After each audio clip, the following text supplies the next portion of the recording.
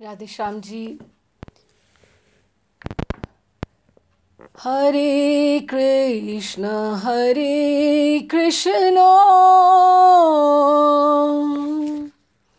कृष्ण कृष्ण हरे हरे, हरे राम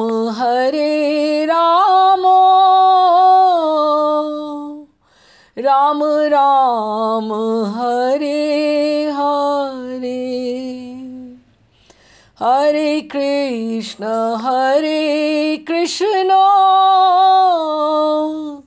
कृष्ण कृष्ण हरे हरे, हरे राम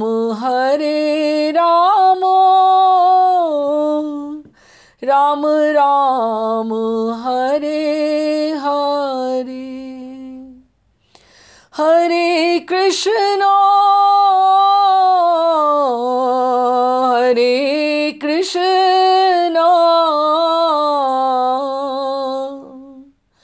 कृष्ण कृष्ण हरे हरे, हरे राम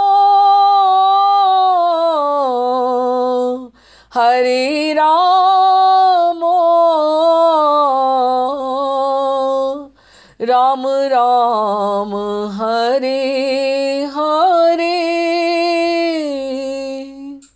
हरे कृष्ण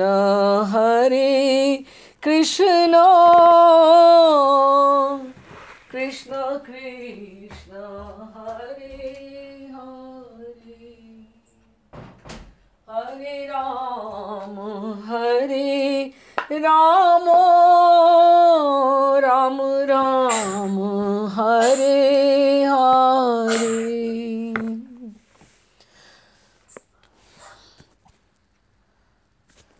श्री कृष्ण चैतन्य प्रभु नित्यानंद,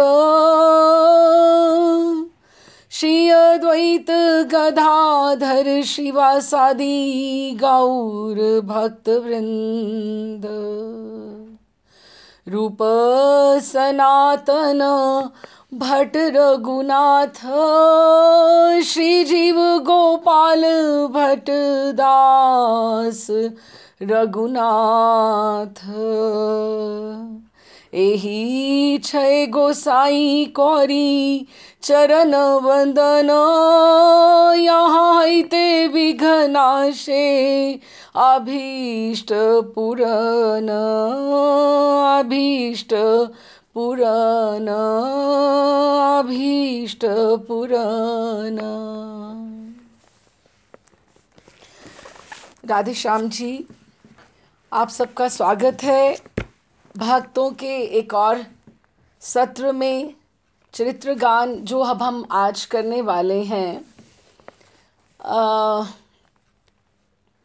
ये है श्री नंद किशोर दास गोस्वामी प्रभु। श्री नंद किशोर दास गोस्वामी प्रभु श्रृंगार वट से संबंधित हैं और नित्यानंद वंशज हैं। मेरा प्रयास यही रहा है कि एक एक हम चरित्र के साथ एक एक प्राचीन मंदिर को लेकर चलें ताकि उसकी महिमा का गुणगान भी हो सके। तो श्रृंगारवट जो यमुना जी के किनारे तट के ऊपर केशी घाट से अगर हम इधर चले जाएं आगे की तरफ इमली तला की तरफ, तो हमारे बाएं हाथ पर श्रृंगारवट आता है। ठीक है, हमारे सप्त देवालय हमारे लिए परनम्य हैं, हमें वो सप्त गोस्वामियों के स्थान हैं, वहाँ अवश्य जाना चाहिए। लेकिन एक अद्वैतवट जो अद्वैताचार्य जी जहाँ पर आकर रुके, जहाँ पर उन्होंने राधा मदन मोहन जी के साथ उन्होंने उनकी सेवा की, मदन मोहन मंदिर से भी पहले, जब सनातन गोस्वामी जी को भी चौबे जी से मिलने से पहले अद्वैतवट वहाँ पर है। तो वो है, और ये श्रृंगारवट इमली तला ये हमारे गौड़ीय स्थान हैं जो हमारे लिए अत्यधिक प्रणम्य भी हैं, और इसका हमें बार बार ऐसी लीला स्थलियों पे जाकर प्रणाम करना चाहिए। तो अभी हम नंद किशोर दास गोस्वामी प्रभु जी के चरित्र में प्रवेश करते हैं। बंगाल देश के बांकुड़ा जिले के पूर्णिया पाट के श्री रसिकानंद प्रभु के कनिष्ठ पुत्र श्री रसिकानंद जी इनके पिताजी हुए, नंद किशोर जी के। उनके प्रभु के सबसे छोटे पुत्र श्री नंद किशोर दास गोस्वामी जी श्री श्री मन नित्यानंद प्रभु की 7वीं पीढ़ी में थे। 7वीं पीढ़ी में थे कि जिस तरह से महाप्रभु का इमलीतला स्थान माना जाता है कि वो वृंदावन में आए और उन्होंने वहाँ विश्राम किया, और अद्वैताचार्य जी के लिए अद्वैत वट। और एक बात और है कि हमें ये ध्यान में रखना चाहिए, अब कोई तो समाधि स्थल हैं, कोई लीला स्थलियाँ हैं, लीला स्थलियाँ जहाँ से जो लीला के साथ संबंधित है स्थान जो हमारे प्राचीन हैं। तो कुछ बैठक भी हैं कि जहाँ पर जैसे महाप्रभु जी की बैठक होती है, पुष्टि मार्गियों में ऐसे बैठकें बहुत सी बनी हुई हैं कि जहाँ जहाँ वल्लभाचार्य जी ने विश्राम किया, महाप्रभु की भी बहुत सारी बैठक है। लेकिन ये जो श्रृंगारवट स्थान है, ये नित्यानंद प्रभु की गद्दी ने संभाला। नित्यानंद प्रभु की गद्दी है ये। गद्दी में भी हम कैसे बोलें कि एक वंश परंपरा होती है और एक अंश परंपरा होती है। ये हम इस बातों को समझते हुए चलें। जिस तरह से हम राधा रमणियों की बात करें तो राधा रमणीय जो हैं वो गोस्वामी गण जो हैं वो वंश परंपरा से, गोपाल भट्ट जी से जो निर्देशित प्रणाली है गोस्वामियों की, वो वंश परंपरा से चल रही है। और अंश क्या होता है? जिनको आगे शिष्य आगे संभालते हैं, वो अंश हैं उनके, जिन्होंने शिष्यों ने आगे आगे संभाला, वो अंश परंपरा है। जैसे गोपीनाथ मंदिर में भी कुछ पुजारी हैं जो अंश परंपरा में कार्य कर रहे हैं, सेवा कर रहे हैं, और कुछ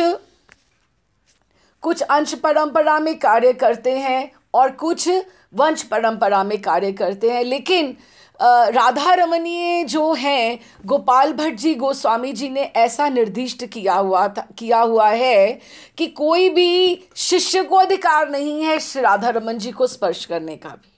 उसमें इतनी शुद्धता पवित्रता है, जो ऊपर सेवायित ही गोस्वामी गण ही जो राधा रमन जी के द्वारा चोजन है वो वही जा सकते हैं और वहीं पर सेवा हो सकती है उस तरह से। लेकिन बहुत से मंदिरों में उनके वंश भी करते हैं और अंश भी करते हैं, लेकिन राधा रमणियों में नहीं है इस तरह से आगे का। अच्छा जी, ये जो अभी हम बात कर रहे हैं रसिकानंद प्रभु जी की, वो नित्यानंद प्रभु के जो पुत्र हुए वीरचंद्र प्रभु, उनकी 7वीं पीढ़ी की हम बात कर रहे हैं कि ये श्रृंगारवट की स्थापना किस तरह से हुई। नित्यानंद प्रभु तो आए, उन्होंने श्रृंगारवट पे वहाँ पर विश्राम किया, वहाँ पर चिंतन मनन लीलास्थली का किया, और वो चले गए वापस अपनी पुनः नीलाचल धाम में और जगन्नाथपुरी और नवदीप धाम में। लेकिन इधर कैसे आगे कैसे बढ़ा, ये इस तरह से हम इसका मनन कर रहे हैं कि नित्यानंद प्रभु की 7वीं पीढ़ी में रसिकानंद प्रभु थे और उनके सबसे छोटे पुत्र श्री नंद किशोर दास। तो अभी ये जो वंश में आ रहे हैं तो इनका नित्यानंद प्रभु का वंश है, तो हमारे लिए तो बहुत ही तो और बड़ी बात है, बिल्कुल बहुत आगे की बात है। तो वे शैशव काल से ही विषय विरक्त थे कि उनको जैसे वैराग्य के पूर्ण लक्षण वहाँ उनको बचपन से ही दिखते थे, और नित्यानंद संतान होने के नाते वैष्णव शिष्टाचार के अनुसार वैष्णव मात्र के वो पूज्य थे कि जहाँ से वो निकल जाते थे और उनको सब प्रणाम करते थे शिष्टाचार, क्योंकि नित्यानंद वंशज बहुत बड़ी बात है।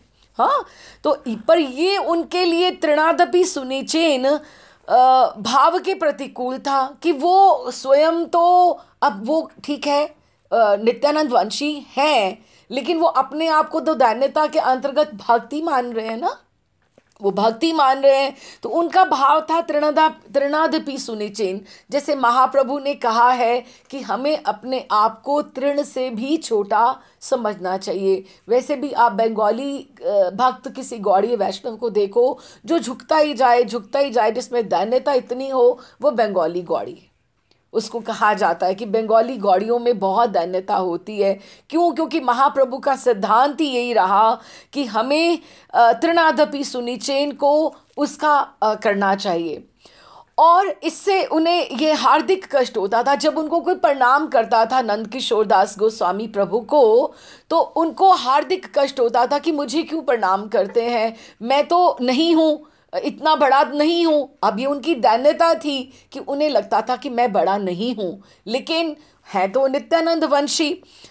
उनकी प्रबल इच्छा थी कि मैं भगवत कृपा लब्ध, जिसको पहले कृपा प्राप्त हुई हो, ऐसे किसी विशिष्ट वैष्णव के अनुगत्य में मैं भजन शिक्षा ग्रहण करूं। ये भी नित्यानंद प्रभु के वंशज होने के कारण उनके लिए बात संभव ही नहीं हो पा रही थी, क्योंकि उनको कोई शिष्य करने में कोई सहमति नहीं प्रकट कर रहा था, क्योंकि अब उनको कौन शिष्य बनाए। तो जो सभी वैष्णवों के पूज्य थे और स्वयं आचार्य स्वरूप थे, उन्हें कोई वैष्णव अपने अनुगत मानकर भजन शिक्षा कैसे देता। इसीलिए वे चुपचाप अपना घर छोड़कर वृंदावन चले गए कि वृंदावन में तो मुझे कोई नहीं पहचानेगा। अगर मैं इधर रहकर बंगाल के जो बांकुड़ा जिले में पूर्णिया पाठ, जहाँ मैं वहाँ रह रहा हूँ, अगर मुझे वहाँ कोई नहीं दे रहा, शिक्षा नहीं दे रहा, तो मैं वृंदावन चले जाता हूँ, मुझे वहाँ कौन पहचानेगा और मैं दैन्यता से रहूँगा। जैसे नरोत्तम ठाकुर आ गए थे, उनको भी तो कोई नहीं पहचानता था ना, ये तो बाद में पता लगा कि वो राजा के पुत्र हैं। तो इसलिए वे चुपचाप नंद किशोर दास गोस्वामी चुपचाप बंगाल छोड़कर वृंदावन चले आए। और उस समय गौड़ीय वैष्णव समाज के मुकुटमणि श्री विश्वनाथ चक्रवर्ती पाद वृंदावन में रहते थे। उस समय विश्वनाथ चक्रवर्ती पाद, क्योंकि ये अब थर्ड बैच जा रहा है, गोस्वामी, उसके बाद नरोत्तम ठाकुर निवासाचार्य श्यामानंद, और उसके बाद विश्वनाथ चक्रवर्ती पाद जो थर्ड बैच जा रहा था, क्योंकि ये उस समय वहाँ पर वृंदावन में आए। उनसे उन्होंने बिना अपने स्वरूप का परिचय दिए, कुछ भी नहीं बताया कि मैं कौन हूँ, मैं नित्यानंद वंशी हूँ, या कुछ नहीं बताया, तो उन्होंने परिचय दिए भजन शिक्षा देने और शास्त्र अध्ययन करने की प्रार्थना की कि आप शिक्षा दीजिए। विश्वनाथ चक्रवर्ती पाद ने उनकी प्रार्थना स्वीकार की और कुछ दिन वे उनके अनुगत्य में भजन और शास्त्र अध्ययन करते रहे। और किसी ने ना जाना कि वो नित्यानंद संतान है, किसी ने नहीं जाना वृंदावन में। पर उनकी माँ उनके बिना किसी से कहे घर छोड़कर चले जाने के कारण बहुत दुखी थी, और उन्होंने उन्हें खोजने के लिए कई वैष्णवों को इधर उधर भेज रखा था। उनमें से एक उन्हें खोजते खाजते वृंदावन में चक्रवर्ती पाद के पास जा पहुँचे, क्योंकि वहाँ उस समय वही आचार्य थे। उनमें से एक जन पहुँचे और उन्होंने विश्वनाथ चक्रवर्ती पाद को उन्होंने उनके स्वरूप का परिचय देते हुए उनकी माँ का दारुण व्यथा का वर्णन किया और घर लौटकर उनकी इच्छानुसार विवाह करने की आज्ञा देने का अनुरोध किया। उन्होंने सीधे सीधे उनसे कोई बात नहीं की, उनको मिले, दूर से उन्होंने देखा, लेकिन वो जिनके अनुगत्य में थे उनको बोला कि आप आज्ञा दीजिए कि माँ इनकी बहुत व्यथित है। चक्रवर्ती पाद अब उनके लिए तो नित्यानंद वंशज, पहले तो उनको ये लगा कि वो गोस्वामिनी माँ का आदेश है। अब जैसे जानवी मैया हैं, वसुधा मैया हैं, नित्यानंद प्रभु की पत्नियां, तो वो उनके लिए उनको लगा कि तो गोस्वामिनी माँ का आदेश है, इसका तो मुझे पालन करना ही पड़ेगा। तो उन्होंने परम पूज्या माँ गोस्वामिनी की इच्छा की अवहेलना वो नहीं कर पाते। तो उन्होंने एक दिन नंद किशोर गोस्वामी से कहा, आपने मुझे अपने शिक्षा गुरु के रूप में अंगीकार किया है, मैं यदि कुछ गुरु दक्षिणा मांगूं तो आप मुझे देंगे क्या? उन्होंने कहा, क्यों नहीं, आप आज्ञा कीजिए गुरुदेव। नंद किशोर जी ने तुरंत ही कहा, मेरी गुरु दक्षिणा के रूप में आप अब माँ के आज्ञा अनुसार घर लौट जाइए और विवाह करें, क्योंकि वो आपके लिए बहुत व्यथित है। नंद किशोर जी को उनकी आज्ञा मानकर उनको पता लग गया कि मेरे नित्यानंद वंशज होने की बात यहाँ भी स्पष्ट हो गई है, तो उनको घर लौटना पड़ा। माँ को मिले, वहाँ पर रहे, उन्होंने उनकी माँ की आज्ञा से विवाह भी किया और एक पुत्र रत्न को भी जन्म दिया। और फिर थोड़ा समय के अंतराल के पश्चात, क्योंकि वैराग्य और वृंदावन का जो उन्होंने भाव देख लिया था, अब उनका वहाँ परिवार में रहना बहुत संभव नहीं था। तो कुछ कालांतर के पश्चात वो गृह त्याग कर वृंदावन चले गए, पुनः चले गए। और अपने साथ, ये 1815 की बात है और बादशाही सनद थी उस समय, और वो अपने घर के जो निताई गौर विग्रह थे वो साथ में लेते गए। अब ये जिन निताई गौर थे, ये कौन से निताई गौर हैं? जो नित्यानंद प्रभु के द्वारा कि उनके वंशजों से जो सेवित होते आ रहे हैं, निताई गौर, तो वो अपने साथ वो लेते आए, जिनकी आज भी श्रृंगारवट में विधिवत सेवा पूजा चल रही है। उनका अलौकिक प्रभाव देखकर तत्कालीन जोधपुर के राजा ने उन्हें बहुत सी भू संपत्ति का प्रदान की, जिनका उनका वंशज निताई गौर की सेवा में प्रयोग कर रहे हैं। अब क्या हुआ कि जिस तरह से अब उनको जैसे वृंदावन में अब अपना इस्टेब्लिश करना था, अभी एक उनको आधार मिल चुका था और सेवा थी, तो नित्यानंद वंश उनको अब अभी नहीं छिपाना था कि वो नित्यानंद वंशज हैं। तो उन्होंने श्रृंगारवट की, वहाँ पर श्रृंगारवट की ही शरण ली। अब नित्यानंद प्रभु तीर्थाटन करते हुए जब भी गौरांग महाप्रभु के भी वृंदावन आने से पहले अद्वैताचार्य आए, माधवेंद्रपुरी के बाद अद्वैताचार्य वृंदावन आए थे, और अद्वैताचार्य जी के बाद नित्यानंद प्रभु आए थे।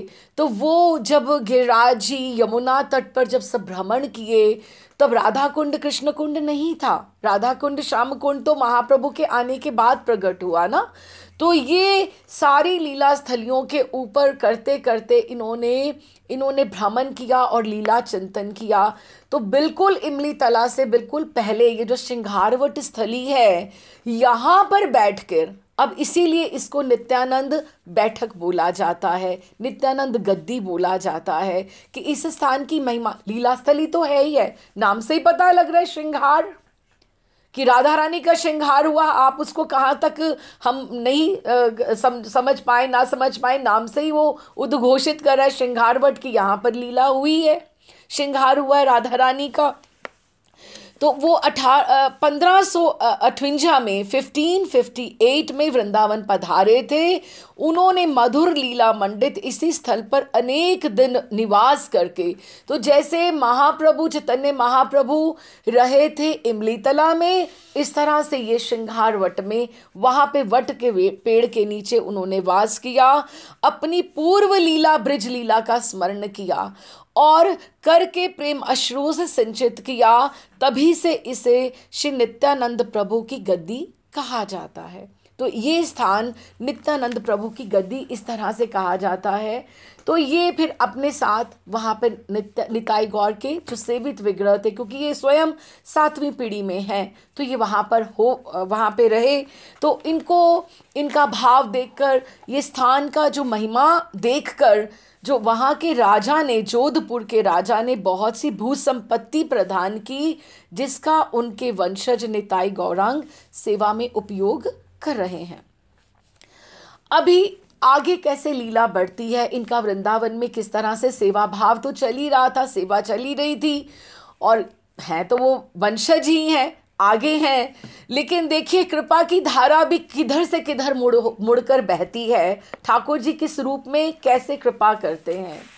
श्रीपाद नंद किशोर जी के पास भोंदू नामक एक ब्रिजवासी बालक रहता था, और वो उनकी गैयाओं का देखभाल किया करता था। उसे लोग भोंदू इसलिए कहते थे, उसे छल कपट और चतुराई छूकर भी नहीं गई थी। और भक्ति में ये सबसे बहुत अधिक आवश्यकता इस बात की है कि हम छल कपट ना करें, हम सहज हो जाएं, सरल हो जाएं, और ये बातें स्वभाव में उतारनी बहुत कठिन है, बहुत कठिन है। तो उससे, भोंदू से यदि कोई उपहास में भी कोई झूठ कह देता तो वो उसे मान लेता था, अच्छा ऐसा तो ऐसा, उसको नहीं लगता था ये मुझसे मजाक कर रहा है। शंका करना तो उसे आता ही नहीं था। वह नित्य क्या करता था, गैया को चराने तो लेकर जाता था नंद किशोर गोस्वामी प्रभु की, और बाल भोग प्रसाद पाकर श्रीपाद की गैया चराने जमुना पार भांडीर वन में चला जाया करता था। यमुना जी के पार है ना भांडीर वन, जहाँ पे राधा रानी और ठाकुर जी का ब्याह ब्रह्मा जी ने कराया हुआ है, दुर्वासा ऋषि भी आए थे, सब लीला स्थली इस तरह से वहाँ बनी हुई हैं। तो वहाँ वो गैया चराने चले जाया करता था भांडीर वन में। उससे किसी ने कहा था कि भांडीर वन में नंदलाल ग्वाल बाल सहित गैया चराने जाते हैं, तो उसको ऐसे ही लगता था कि हो सकता है कि अगर ठाकुर जी आते हैं गैया चराने तो कभी मुझे भी मिल जाएं, कभी इस तरह से वह ये सोचकर खुश होता कि किसी दिन तो कभी ना कभी तो उसकी भेंट हो ही जाएगी ना, तब तो वह उनसे मित्रता कर लेगा, उनको अपना सखा बना लेगा और उनके साथ वो खेला कूदा करेगा। भोंदू था, बुद्धू राम था बिल्कुल, लेकिन इतनी उसको समझ थी कि ठाकुर जी का अगर मैं सखा बन गया तो बस मैं खेलूंगा और उन कूदूंगा। कितनी सरल सी बात है, कितनी सीधी सीधी बात है, तो खेला कूदा करूंगा। अब भोले भाले बोंधू के हृदय की भाव तरंग उमड़ घुमड़ कर जा टकराई कि वो रोज़ कोई ना जो भी कोई चरवाहा निकल रहा है, कोई ना कोई बालक निकल रहे हैं, कोई ना कोई गैया निकल रही है, तो वो देखता ये मंडली में कहीं कृष्ण तो नहीं है, कहीं ठाकुर तो नहीं है कि कहीं से उनको कहीं ना कहीं से कहीं दर्शन हो जाए। तो उसकी एक आस रोज़ उसकी नित्य की नित्य होती, वो बाल भोग पाकर भांडीर वन जाता और वहाँ पर गैया को भी चराता और ठाकुर जी को भी ढूंढता। उसकी दृष्टि जो थी वो ठाकुर जी को पल पल ढूंढ रही थी। तो भोले भाले भोंदू की जो हृदय की भाव तरंग उमड़ घुमड़ कर जा टकराई भक्त वत्सल भगवान के मन मंदिर में। अब ठाकुर को भी तो उनका भी तो सख्य भाव इतना प्रबल है, श्रीनाथ जी के रूप में कितना खेल करते हैं, खेल कूद करते हैं, तो उनको भी लगा कि अच्छा ऐसा है भांडीर वन तो मेरी ही स्थली है, अगर इसका ऐसा मन है तो मैं भी इसके साथ जाकर खेलूंगा कूदूंगा। उनमें भी एक अपूर्व आलोड़न की सृष्टि हुई और जाग पड़ी एक नई वासना। अच्छा अब भोंदू को मैं अपना मित्र बना लेता हूँ और खेल कूद का मैं इनके साथ आनंद लूँगा। अब देखो ठाकुर को तो यही सब अच्छा लगता है ना। तो हो गई एक दिन दोनों की भेंट भी, फिर वहाँ भांडीर वन में भेंट को मित्रता में बदलते देर ना लगी कि जल्दी जल्दी वो मित्र भी बन गए, अच्छे हो गए।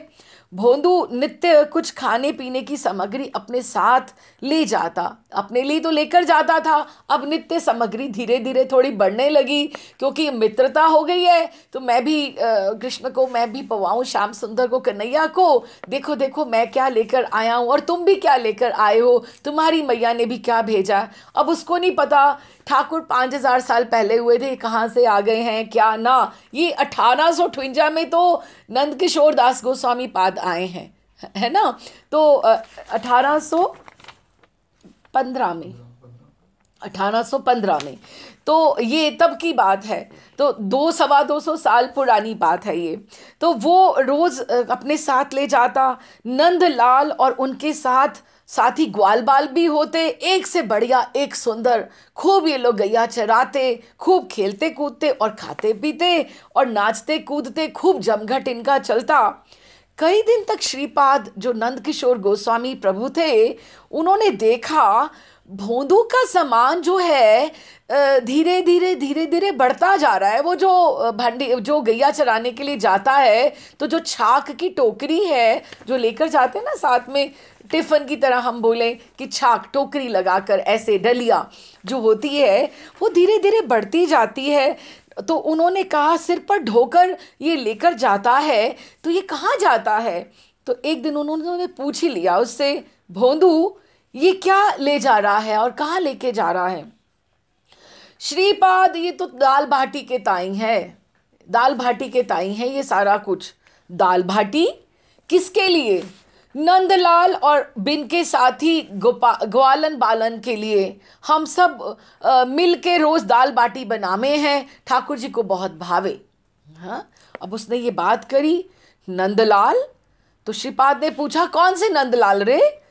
बेई बंसी वाले हमारे जो भांडीर वन में गैया चरामे हैं। अब देखो कितनी सहज सहज सरल सरल भाषा में बात कर रहे हैं। वही भई बेई बंसीवारे, बंसीवारे भंडीर वन में गैया चरा में हैं। अच्छा भोंदू बता तो वो कैसे लगे, मुखारबिंद और वेशभूषा उनकी कैसी है?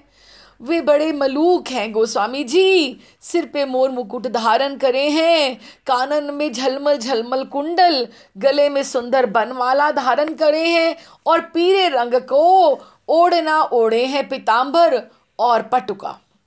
सच वे बड़े मलूक लगे हैं। बड़े मलूक अर्थ डेलिकेट, टेंडर, बिल्कुल नाजुक से बहुत सुंदर लगे हैं। श्रीपाद तो आश्चर्यचकित हो नेत्रों से भोंदू की ओर देखते रह गए। उन्हें उनकी उसकी बात पर विश्वास ही नहीं हो रहा था कि सेवा तो मैं इधर कर रहा हूँ, कब से कर रहा हूँ, और ऐसी तो मेरे में भावना आई नहीं। और ये भोंदू जो गैया चलाने जाता है, ये रोज़ वहाँ पर खेल कूद रहा है और दाल बाटी वहाँ पे ये लोग वहाँ पे कर रहे हैं।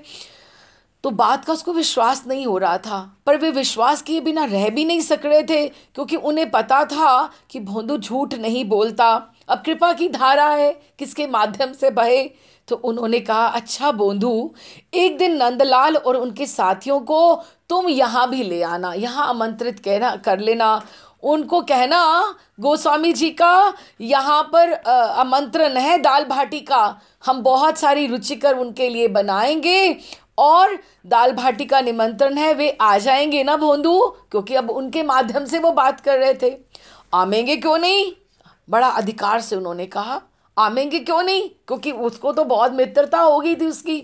आमेंगे क्यों नहीं, क्यों बोलते हैं ब्रिज भाषा में, मैं बिल्कुल लेकर आऊँगा। भोंदू ने खुश होकर कहा। उसको लगा कि यहाँ आएंगे तो हम और भी उनको अच्छे से उनकी आप भगत करेंगे। उस दिन भंडीरवन जाते समय भोंदू सोच रहा था, आज नंदलाल से श्रीपाद के निमंत्रण को मैं बात कहूँगो तो वो कितना खुश होगो। पर जब उसने उनके निमंत्रण की बात कही तो वे बोले, हम काऊ का न्योतो ओतो में खामे ना जामे कहीं पर, हमें तो यहीं पे भंडीरवन में अच्छा लगे। भोंदू का तो चेहरा ही सुस्त पड़ गया, उसको तो अच्छा ही नहीं लगे कि मैंने तो इतने खुश होकर और गोस्वामी पाद का न्योता लेकर आया, तो मुझे तो था ठाकुर मान जाएंगे, और ये तो एकदम से ऐसे हो गया। तो उसने कहा, नाई नंदलाल, तो को तो चलना पड़ोगो, और मैंने श्रीपाद से कह भी दियो है कि मैं तो ही लेकर आऊँगो। नाई नाई हम नाए जाएं, हमको वो श्रीपाद से क्या करना, हम उनको ना जाने, हमें कहीं भी नहीं जाना है। नंदलाल ने गर्दन हिलाकर मुंह बिचकाते हुए कहा। और भोंदू को तो गुस्सा करना आता ही नहीं था, वो तो उनको याचना ही कर रहा था कि चलो चलो चलो। लेकिन उस समय उसको गुस्सा आ गया कि मित्र भी बनाते हो और इतना कहना भी नहीं मान सकते हो क्या। उसे रोष आ गया। उसने नंदलाल से तो कुछ नहीं कहा, पर वो अगले दिन से अपनी गैया को अलग करके चराने लगा, अलग करके, जैसे लड़ाई झगड़ा हो गया। अब तुम अपने रास्ते जाओ, अगर तुम्हें हमारे श्रीपाद से कुछ नहीं करना तो हमें भी तुमसे कुछ नहीं लेना देना, तुम उधर जाओ, हम अपने रास्ते जाएंगे। अपनी गैया को अलग कर अन्यत्र चलने लगा। जैसे वे नंदलाल से कह रहा हो, तुझे अगर श्रीपाद से कुछ नहीं करना तो मुझे क्या तुमसे लेना है, बस हो चुकी तेरी और मेरी मैत्री, अब हम दोनों एक दूसरे के नहीं हैं। और वह थोड़ी ही दूर जा पाया था, अभी ज़्यादा दूर तो नहीं गए थे, और नंदलाल ने, ठाकुर ने पुकारा, भोंदू, ओ भोंदू, नेक्स्ट सुन तो जा। भोंदू क्या अब सुनने वाला था। अब वो आगे आगे आगे आगे और तेज़ी से गैया को आगे आगे हाँकने लगा। भोंदू सुनने वाला नहीं था, और भगवान तो उसको अब छोड़ने वाले थे क्या, जैसे उनकी मित्रता हो गई थी। अब भगवान जिसको पकड़े, और ठाकुर की तो पकड़ और भी मजबूत है, ठाकुर उसको कहाँ छोड़ने वाले थे। वो ठाकुर पीछे पीछे उसके भाग रहे हैं, और वो छोड़ने वाले नहीं थे, वो पीछे पीछे भागे। वाह रे, कह रहे हैं, बहुत सुंदर लिखा है अवध बिहारी लाल कपूर जी ने, कहते हैं, वाह रे ब्रिज के भगवान, आपको तो हमें भगवान कहते भी हमारी वाणी लज जाती है। लज्जा आती है कि आप कैसे भगवान हो। भगवान जो अनंत कोटि ब्रह्मांड की सृष्टि स्थिति और प्रलय करता है, ब्रह्मा विष्णु और महेश जिनके अंश के भी अंश हैं, वे क्या किसी व्यक्ति के पीछे ऐसे भागते हैं जैसे उनकी अपनी गर्ज अटकी हो, जैसे उसके रूठ जाने से तो उनका त्रिलोकी का साम्राज्य ही छिन जाएगा। कि देखो अब ठाकुर का क्या कम होने वाला है, कुछ कम हो जाएगा। अगर भोंदू भोंदू उनकी बात नहीं सुने तो क्या कम होने वाला है, लेकिन उनकी गरज ऐसी अटकी हुई है कि जैसे 3 लोगों का राज्य ही उनका छिन जाने वाला है।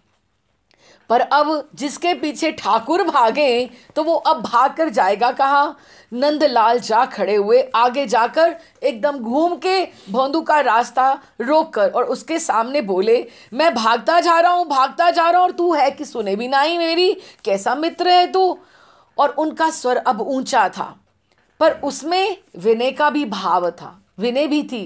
ठाकुर जी उसको मना रहे हैं, भोंदू को मना रहे हैं। भोंदू ने उनके नेत्रों की ओर देखा तो देखा ठाकुर की आंखों में तो आंसू भी हैं, वो रो भी रहे हैं। हाँ, और बोल रहे हैं। और उसने कहा, बता क्या कहे अब मुझे तू। मैं कहूँ, ठाकुर ने पूछा, अब क्या कहे, ठीक से मुझे बता।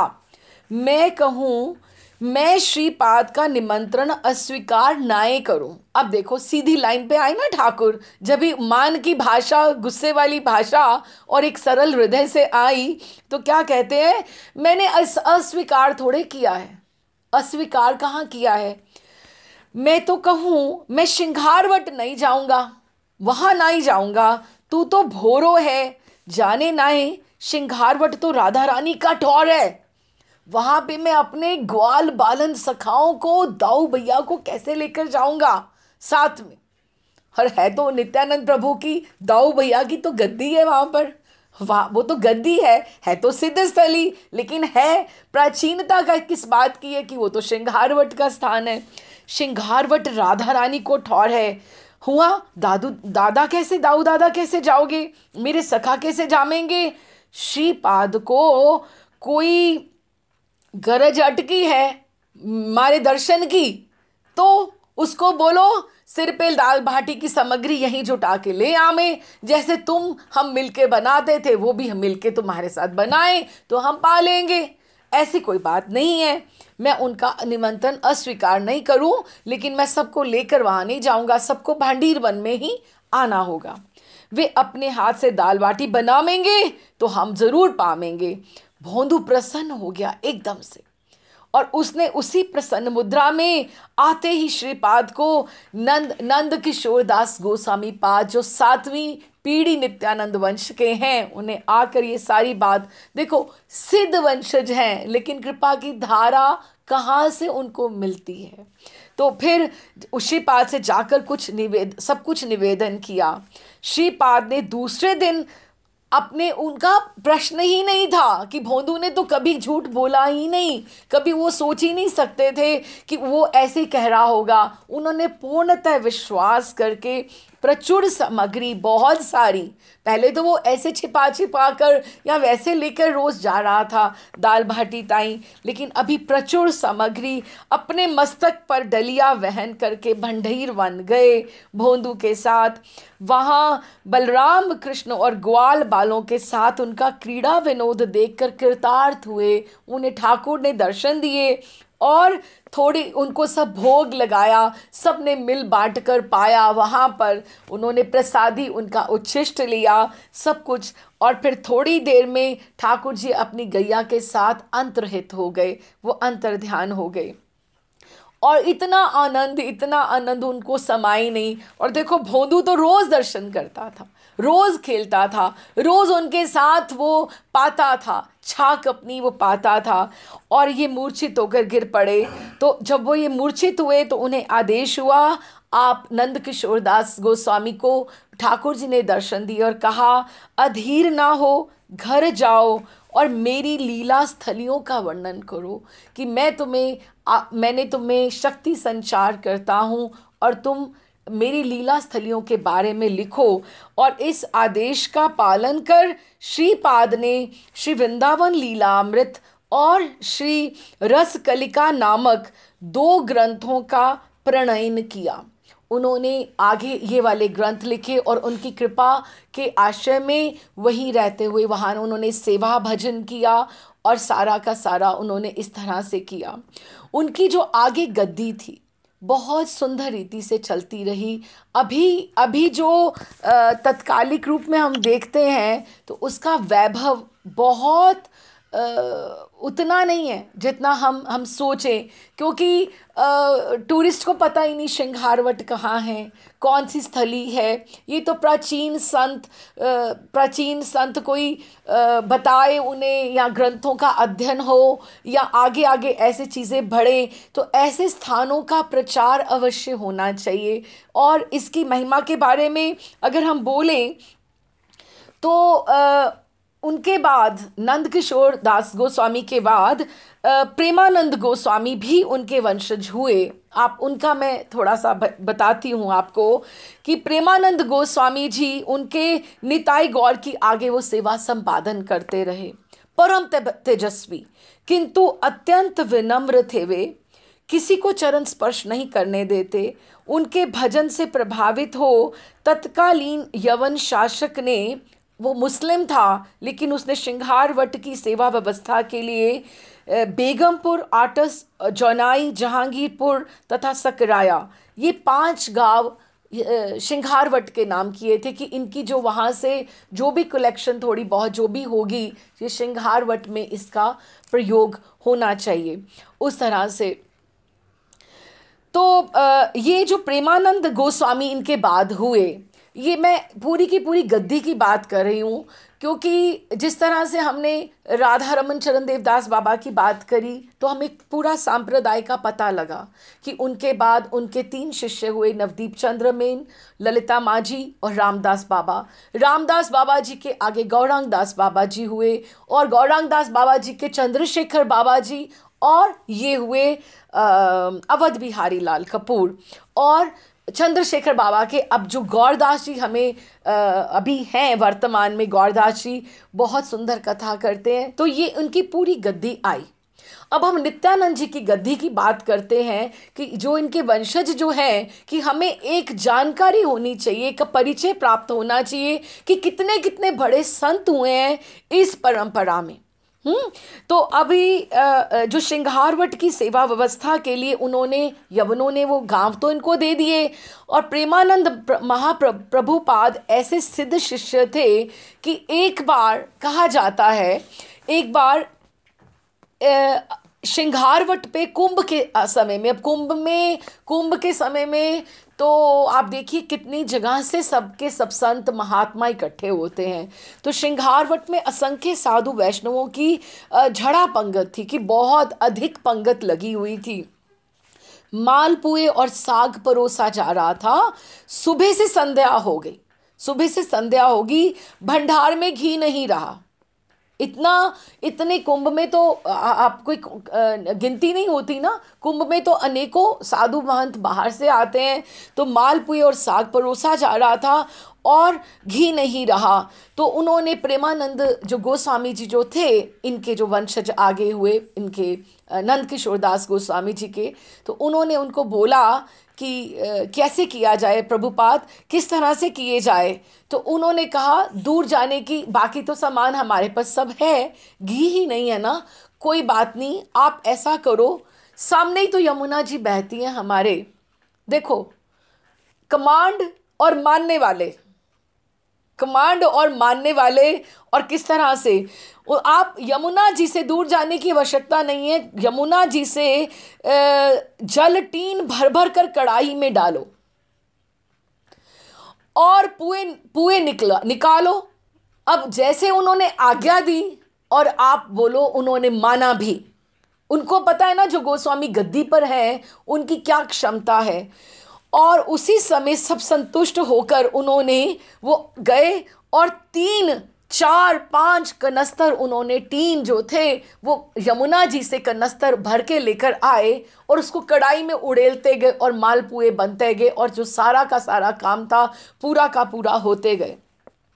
और सब संतुष्ट होकर प्रसाद पाकर संत महात्मा जब चले गए दूसरे दिन गोस्वामी पाद ने कहा, जितने टीन जल लिया था उतने टीन घी के मंगवा कर यमुना जी को लौटा दो। तो आप मानिए वैसे ही जैसे जितनी कमांड हम सोच सकते हैं कि कोई आपको गुरुदेव ऐसे आदेश करें और आप कैसे मानो, और उसमें उनमें अथॉरिटी भी तो कितनी है ना। तो उन्होंने उतने ही टीन घी के पकड़े और जितने 4 या 5 जितने भी लिए थे यमुना जी में उड़ेल दिए, क्योंकि उनका समय निकल गया था कि उनको जब घी चाहिए था तो घी उनको यमुना जी ने दिया, और जब उनको घी यमुना जी से जो उधार लिया था उन्होंने अगले दिन उनको घी दे दिया। इस तरह की गद्दी के बारे में बात करें तो गद्दी, फिर उसके बाद श्यामदास जी हुए, बहुत सारे भक्त, बहुत सारे आगे गद्दी बहुत सुंदर रीति से चलती रही। बहुत सुंदर विग्रह हैं, निताई गौर के बड़े विग्रह हैं वहाँ पर, और छोटे विग्रह भी हैं राधा कृष्ण के, और बड़े सुंदर जगन्नाथ जी के विग्रह हैं वहाँ पर, और बलभद्र, सुभद्रा और जगन्नाथ जी बहुत सुंदर विग्रह हैं उनके। तो उसके बाद करते करते आप मानिए कि अगर हम कुछ साल पहले की बात करें तो देवकी नंदन प्रभु हुए। और देवकी नंदन, अगर उनका मैं थोड़ा सा परिचय आपको दूं तो हम उसको आज के साथ लिंक कर पाएंगे। देवकी नंदन जी श्रृंगारवट की गद्दी के हुए, जो हमारे श्यामदास हकीम जी हरिनाम प्रेस वाले हैं, ये इनके गुरु देवकी नंदन जी हुए। ताकि अब हमें पूरी की पूरी परंपरा पता लगे कि नित्यानंद वंशज वो जहाँ से पहले आए, जैसे वो आते रहे, और उनके बाद प्रेमदास जी जो उनके हुए, प्रेमानंद स्वामी जो गोस्वामी जी हुए, उनके बाद बहुत से नाम हैं जो उनकी प्रणाली में आते हैं। फिर देवकी नंदन, अब देवकी नंदन महाराज श्री कब हुए? जब रामदास बाबा जी का समय था। हम फिर वापस चलते हैं अमेनी माई की यात्रा में। अगर आप सोचो तो उनको इतना आवेश होता था देवकी नंदन प्रभु का नित्यानंद प्रभु की जब कोई जन्म उत्सव है, प्रादुर्भाव उत्सव है, एक तो वहाँ पर इस तरह का वो ध्वजा है श्रृंगारवट में ऐसी ध्वजा है कि कहीं भी संकीर्तन हो, कोई भी हो, वो पहले आकर उनसे प्रणाम करके वो ध्वजा को लेकर जाता है, क्योंकि नित्यानंद प्रभु जो हैं वो संकीर्तन के सम्राट हैं, संकीर्तन के अधिष्ठात्र हैं जिस तरह से। तो फिर संकीर्तन के पश्चात उसको ध्वजा को वहाँ पर उसको लौटाया जाता है। ध्वजा नहीं है, शायद कुछ और चीज़ है, मुझे नाम नहीं अब मैं याद कर पा रही। तो ध्वजा नहीं है, इस तरह से उनका कुछ एक लंबा सा एक उनके नित्यानंद वंशज का ही है वहाँ पर, इस तरह से जैसे खंडा जैसे लंबा जैसे होता है, उस तरह से कि आगे वो चलता है कहीं भी आपका संकीर्तन हो रहा हो। तो देवकी नंदन जो श्यामदास हकीम जी के रहे, वो उनका इतना प्रभाव होता था कि वो संकीर्तन पे चल ही नहीं पाते थे। मूर्छा, पछाड़े, कितना उनको मुख से फेन निकलना, और इतना प्रभाव उनका कि उनको संकीर्तन में इतना आवेश हो जाया करता था। एक बार रामदास बाबा जी का यही संकीर्तन था, अमेनी माई वाला, कार्तिक पूर्णिमा का। तो श्यामदास हकीम जी दोपहर में गए कि गुरुदेव को मैं लेकर चलता हूँ। ये उन्होंने अपने जीवन काल में ये बातें जो उन्होंने एक्सपीरियंस की, अनुभव की, वो हमसे साझा की। तो उन्होंने गए तो गुरु मैया को पूछा, क्या महाराज श्री चले गए, क्या महाराज श्री नहीं है? तो गुरु मैया ने बोला, नहीं, हमने उनको नीचे वाले कमरे में बंद करके रखा हुआ है। क्योंकि जो उनकी स्थिति होती है उसको बाद में कोई संभाल नहीं पाता है, कि उनको 2-2 3 दिन वो मूर्छित पड़े रहते हैं। कि रामदास बाबा का जब वो संकीर्तन वो सुनते हैं, वो ऐसा उनको आवेश होता है देवकी नंदन जी को कि वो अपने आप को संभाल नहीं पाते हैं। तो उन्होंने, श्यामदास हकीम जी ने गुरु सेवा बहुत की। जो उनके आगे जो हमें ग्रंथ मिले और ये सब हुआ, उनका वृंदावन वास हुआ, क्योंकि वो पाकिस्तान से ही डेरा गाजी खान से आए थे। उनके पूर्वज जो थे श्यामदास हकीम जी, चलिए पहले इसको करते हैं। तो उन्होंने गुरु मैया को पहले बोला कि गुरु मैया को बोला कि मैं लेकर चलता हूँ, मैं जिम्मेदारी लेता हूँ कि मैं उनको लेकर जाऊँगा। और वृद्ध देह देवकी नंदन प्रभु की, जब उन्होंने उनको दरवाज़ा खोला नीचे कमरे में, तो ऐसे माला करते करते रो रहे थे कि आज रामदास बाबा जी का संकीर्तन है और देखो मुझे कोई जाने नहीं दे रहा, शाम तुम आ गए हो तो मुझे तुम ले जाओ। तो उन्होंने कहा हाँ गुरुदेव मैं लेके जाता हूँ आपको, और वो उनको पकड़ कर लेकर गए। लेकिन जैसे ही वो लोई बाज़ार के पास, दामोदर के पास, मंदिर के पास वहाँ पर पहुँचा, उनमें ऐसे शक्ति आ गई कि वो इतना संकीर्तन करें, इतना नृत्य करें, वृद्ध देह उनमें इतना आवेश हो जाया करता था। उस तरह से बहुत सिद्ध ये पीठ रही है, ये सिद्ध स्थान है जहाँ पे इन लोगों ने भजन किया है।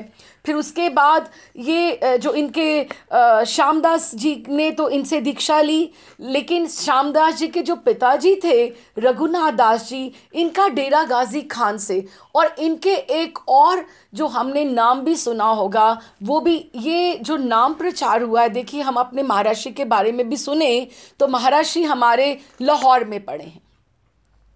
उन्होंने बहुत सी स्टडी जो पार्टीशन से पहले की हैं। विजय कृष्ण गोस्वामी जो हमारे महाराष्ट्र के पिताजी हैं, वो भी लाहौर में पाकिस्तान में प्रचार करने जाया करते थे। उनके बहुत से शिष्य जिन्होंने आकर लखनऊ, कानपुर में बाद में शरण ली पार्टीशन के बाद, लेकिन उनके शिष्य उन्होंने दूर दूर तक, और महाराष्ट्र स्वयं बताते थे कि टांगे के ऊपर, रथों के ऊपर हमारी यात्राएं निकलती थी। हम लोग वहाँ प्रचार करने बैलगाड़ियों में जाया करते थे, सारा सामान ग्रंथ लेकर, क्योंकि उन दिनों में सुविधा कितनी होती थी वहाँ पर।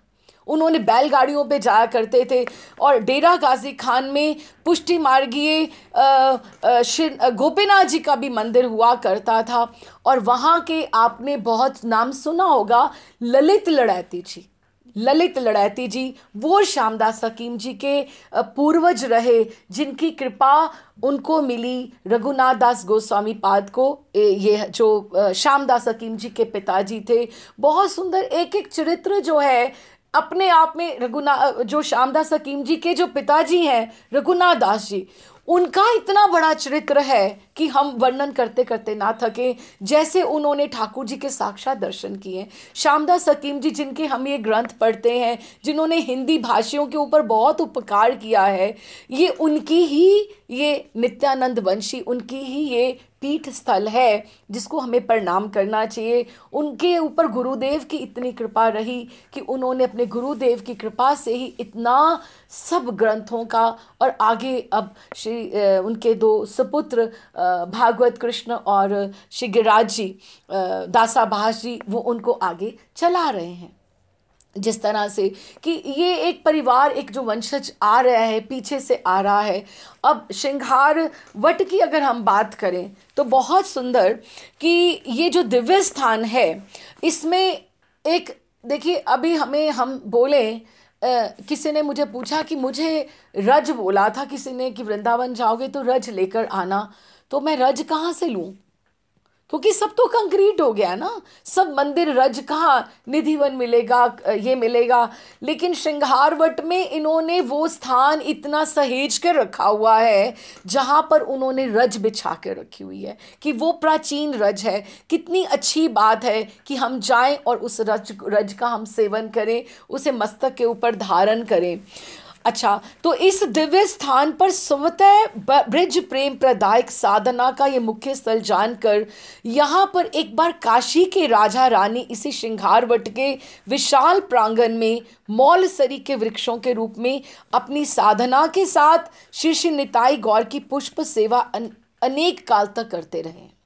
ये बहुत साल पहले की बात नहीं है, ये देवकी नंदन प्रभु के समय की बात है। अब देवकी नंदन प्रभु कब तक, श्यामदास हकीम जी के तो मैंने भी दर्शन किए हैं, तो आप 50 साल पहले कह लीजिए। तो काशी के वहाँ पे ये एक दंपति हैं जिनको वहाँ के राजा रानी, जैसे एक बहुत रॉयल फैमिली के वहाँ पे राजा रानी, वो श्रृंगारवट की गद्दी के वहाँ से शिष्य थे।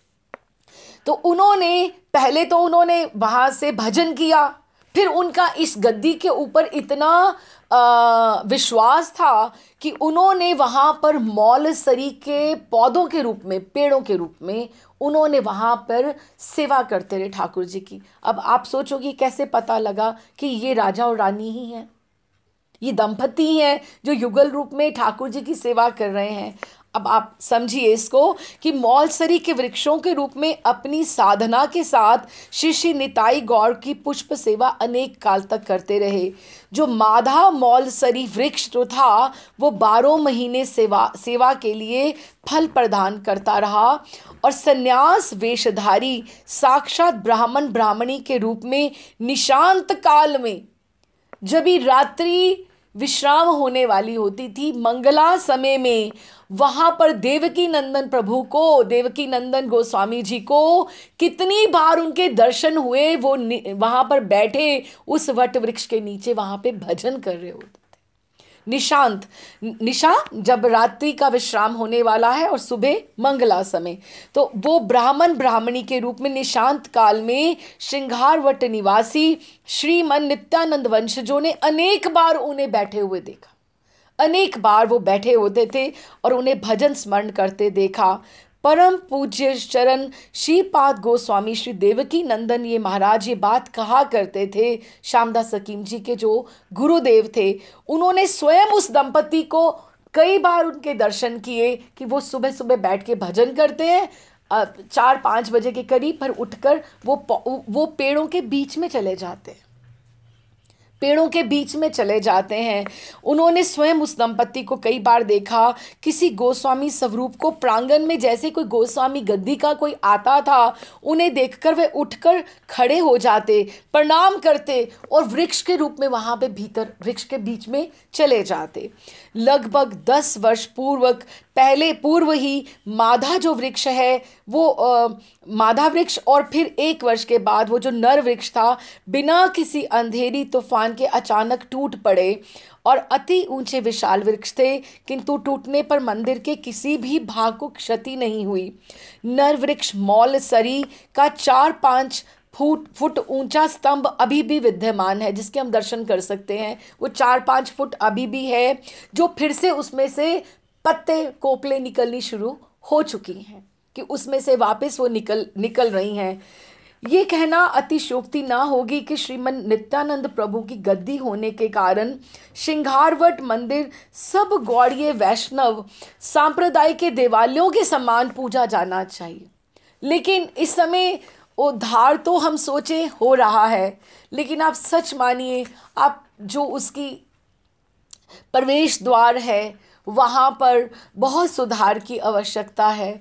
फिर उसके पश्चात 7 बजे जाएं, आप संध्या में जाएं, आप 4-5 बजे जाएं, आपको आरती के लिए एक भी आपको कोई नहीं मिलेगा, एक जन भी नहीं मिलेगा जो आपको आरती के लिए वहाँ पर खड़ा मिले।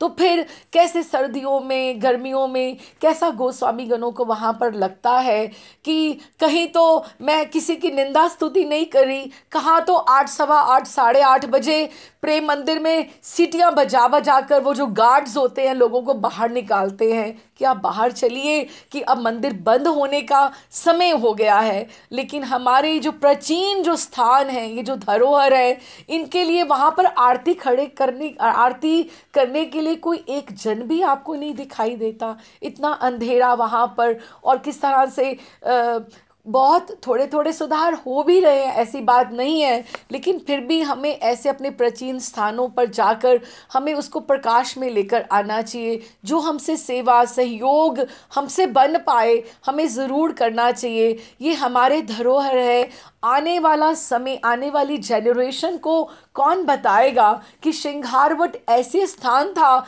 जहाँ पर ठाकुर जी ने स्वयं बैठकर राधा रानी की चोटी का श्रृंगार, वेणी का श्रृंगार किया था। अगर और ये उच्चतम स्थान रखता है जय, और नित्यानंद वंशज, अब प्रभुपाद जी भी हैं, वो भी तो नित्यानंद वंशज अंश परंपरा है, लेकिन इस्कॉन वालों के लिए भी ये अवश्य प्रणम्य स्थान है, बिल्कुल है, क्योंकि नित्यानंद वंश परंपरा जो आती है इनको अवश्य वहाँ पर जाकर प्रणाम करना चाहिए। और फिर राधा रानी जैसे हम जाएं मंदिर में, एक बाईं साइड पर तो ठाकुर जी के दर्शन है, फिर दाईं साइड पे जैसे मैंने बताया कि मौलसरी के पेड़, जो ब्राह्मण, जो काशी के राजा और रानी थे, वो बहुत सालों तक आप वहाँ पे भजन करते रहे, और उसके पीछे एक चबूतरा है जिस पे राधा रानी और ठाकुर जी का एक चित्र है, बहुत सुंदर प्राचीन चित्र है। उसमें राधा रानी के हाथ में दर्पण है और पीछे ठाकुर जी बैठे उनकी वेणी का श्रृंगार कर रहे हैं, ये बताते हुए, और कि ये श्रृंगार वट ऐसा क्यों है, क्योंकि यहाँ पर ठाकुर जी ने प्रिया जी की वेणी का श्रृंगार किया था, वेणी का श्रृंगार किया था। महाराज श्री भी बोलते हैं, पुंडरीक महाराज श्री ने बहुत बार कहा है कि जो हमारे ये जो प्राचीन स्थान है, इनकी कहाँ, कैसे इनकी पहचान कहाँ से हो, या तो कुंडों से हो सकती है, या वटों के साथ, वट पेड़ जैसे वंशी वट है, हमें पता लगा ना ये वंशी वट है, तो यहाँ पर वंशी ठाकुर जी ने बजाई थी। ये है इमली तला है, तो यहाँ पर महाप्रभु आए थे, महाप्रभु यहाँ बैठे थे। तो अद्वैत वट है, जिस तरह से हमें उनमें उसका पता लगा। इस तरह से श्रृंगार वट, ये वट का जो वृक्ष है वहीं पर उसके नीचे ठाकुर जी ने बैठकर प्रिया जी की चोटी का श्रृंगार किया था। और ये सिद्ध स्थली है, और यहाँ पे वृंदावन के प्रेम दाता श्री निताई चांद के चरण पड़े हैं, उनके वंशजों के चरण पड़े हैं, इसलिए हमारे लिए प्रणम्य है। यहाँ एक ठाकुर जी के और प्रिया जी का एक जो श्रृंगार का पद जो इनकी लीला के साथ इधर संबंधित है, उसको मैं उसका थोड़ा गान करके हम यहीं पर विश्राम करते हैं। बड़ी सुंदर लीला है, और क्योंकि श्रृंगारवट के साथ संबंधित है, और तो मुझे लोभ आ गया। बहुत सुंदर पद है कि हाथ में दर्पण लिया हुआ है, आप भी कोशिश कीजिए, प्रयास कीजिए लीला का चिंतन करने का। प्रिया जी के हाथ में दर्पण है, प्रिया जी बैठी हैं और पीछे ठाकुर जी बैठे हैं, और हमारे ठाकुर बड़े रसिक शेखर हैं, उनको केश प्रसाधन बहुत सुंदर रीति से करते हैं, और बड़ा सुंदर पुष्पों के साथ प्रिया जी की वेणी का श्रृंगार करते हैं। लेकिन ये जो दर्पण है आगे, उसमें प्रिया जी को ठाकुर दिख रहे हैं कि ठाकुर कैसे श्रृंगार कर रहे हैं। अपना मुख तो वो जो देख रही हैं कि नहीं देख रही, ठाकुर जी के मुखारविंद का दर्शन अवश्य वो कर रही हैं। तो क्या कहते हैं, फिर ठाकुर जी जब प्रिया जी को ऐसे करते, श्रृंगार करते करते पूछते हैं उनसे, देखो अभी ये जो भक्ति है ना, ये रूप सौंदर्य की होड़ है कि दोनों में से कौन सुंदर लगता है। आप भी जब ठाकुर जी का अपने श्रृंगार करते हैं तो देखते हैं ना कि आज लाल जी ज़्यादा सुंदर लग रहे हैं, या आज प्रिया जी ज़्यादा सुंदर लग रही हैं, ये होड़ लगती है दोनों की। तो क्या कहते हैं, तेरो मुख नीको की मेरो श्यामा प्यारी, तेरो मुख नीको की मेरो श्यामा प्यारी, दर्पण हाथ लिए नंद नंदन, सांची कहो वृषभानु दुलारी। कि ठाकुर जी ने राधा रानी को बोला कि आपने हाथ में दर्पण तो लिया हुआ है, लेकिन आप मुझे बताइए सांची को वृषभानु दुलारी कि आप सुंदर लग रही हैं या मैं सुंदर अधिक लग रहा हूँ। तेरो मुख नीको की मेरो श्यामा प्यारी, दोनों अकेले ही हैं तो आपस में ही बात करें। सखियों की ज़रूरत नहीं है यहाँ पर बताने के लिए कि दोनों में से अधिक ज़्यादा कौन सुंदर है। तो प्रिया जी क्या बोलती है, हम खा कहे तुम ही क्यों ना देखो, मैं गोरी तुम श्याम बिहारी, हमरो वदन जैसे चंदा की उजियारी, तुमरो वदन जैसे रैन अंधियारी। क्या बोला प्रिया जी ने कि इसमें तो पूछने वाली बात ही ठाकुर जी कोई नहीं है। क्यों? क्योंकि मैं तो इतनी गोरी हूँ, देखो कैसे मैं चमक रही हूँ, और आप श्याम बिहारी हो, कितने आप काले हो, श्याम काले हो, और हमरो वदन जैसे चंदा की उजियारी, कि चंदा के जैसे मैं चमक रही हूँ, और आपका वदन तो ऐसे है देखो जैसे रैन अंधियारी, कि काली रात्रि की तरह आपका बिल्कुल वदन, रंग आपका कैसा है। तो इसमें तो पूछने वाली कोई बात ही नहीं है कि आप मेरे से पूछ रहे हो तेरो मुख नीको की मेरो श्यामा प्यारी। ये तो बात ही खत्म कर दी ठाकुर जी के सामने प्रिया जी ने। तो प्रिया जी ने जब देखा कि ठाकुर जी तो एकदम से उनका चेहरा, उनका मुखारविंद लटक गया एकदम से कि ले, मैंने तो क्या कितने स्नेह के साथ बात पूछी, और ये क्या मान जैसे हो गया उनको एकदम से कि ये मैंने कोई बात ऐसे पूछनी भी नहीं चाहिए थी। क्या मैं दंपति हैं, दोनों अलौकिक दंपति हैं, तो लड़ाई झगड़ा इनका मान भी कैसा होता है।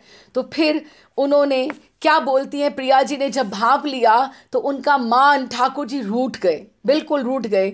आगे तो हम प्रिया जी को रूठते हुए देखते हैं, अभी ठाकुर जी रूठ गए। तो ठाकुर जी सुस्ता रहे हैं, सुस्त हो गए जैसे।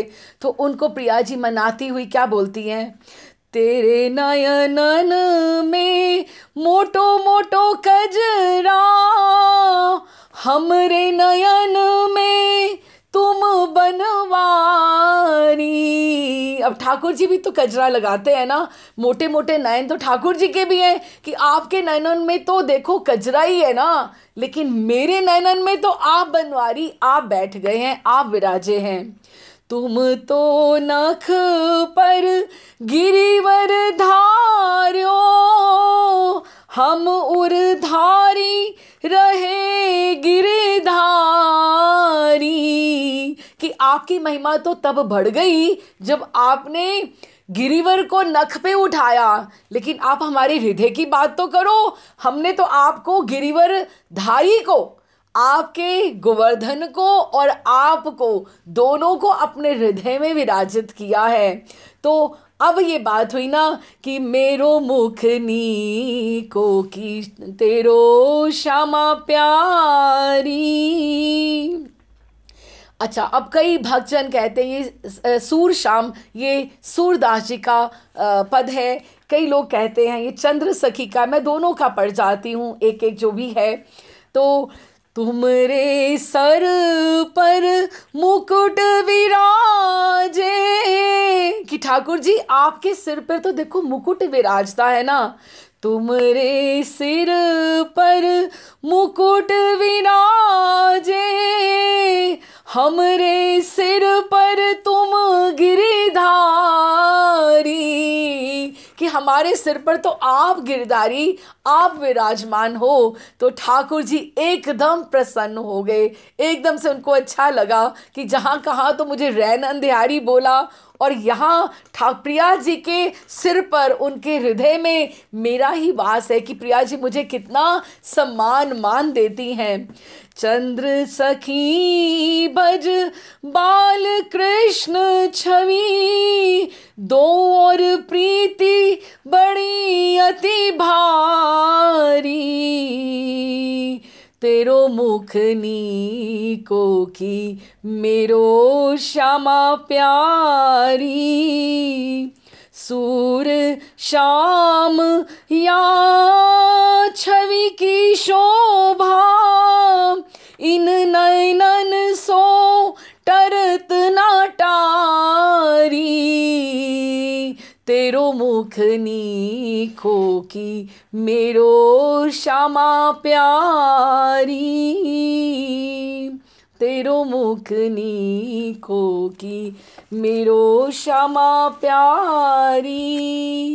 ये जो अब वहाँ पर श्रृंगार वट में जो श्रृंगार की लीला है उसका चित्र ये वहाँ पर विराजित है। आप जब भी जाएं, आप नित्यानंद वंश परंपरा से सेवित इन विग्रहों के दर्शन कीजिए। और नंद किशोर गोस्वामी पाद हैं, जिनका आज हमने चरित्र का गान किया, नंद किशोर दास गोस्वामी पाद जो 7वीं पीढ़ी में हुए, उनके द्वारा वहाँ पे लाए गए बंगाल से जो विग्रह हैं उनको आप प्रणाम कीजिए। और ऐसी लीला स्थलियों का हमें अवश्य अवश्य आस्वादन करना चाहिए। तो इस चरित्र के साथ हमने थोड़ा थोड़ा प्रयास करके एक प्राचीन मंदिर को भी लिया, श्रृंगारवट को प्रणाम हमने किया, और एक नित्यानंद वंश स्थान को प्रणाम किया, और नंद किशोर दास गोस्वामी प्रभु के चरित्र के माध्यम से हमने ये समझा कि भोंदू के माध्यम से उनको कृपा प्राप्त हुई कि सरल सहज होना कितना आवश्यक है। कि हमें कृपा के लिए, हमें भक्ति के लिए अगर आगे बढ़ना है तो सबसे पहले हमें अपने स्वभाव में परिवर्तन करना पड़ेगा।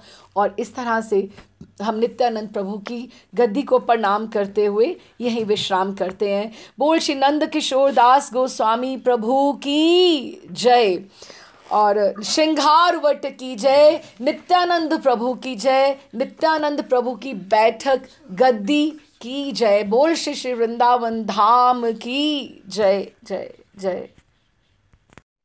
राधे श्याम जी। हरे कृष्ण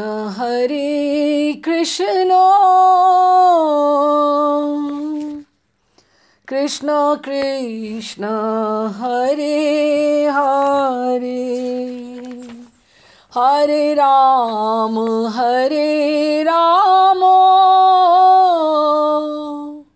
राम राम हरे हरे, हरे कृष्ण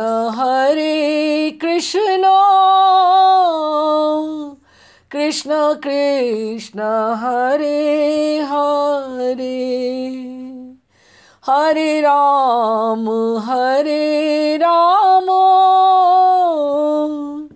राम राम हरे हरे, हरे कृष्ण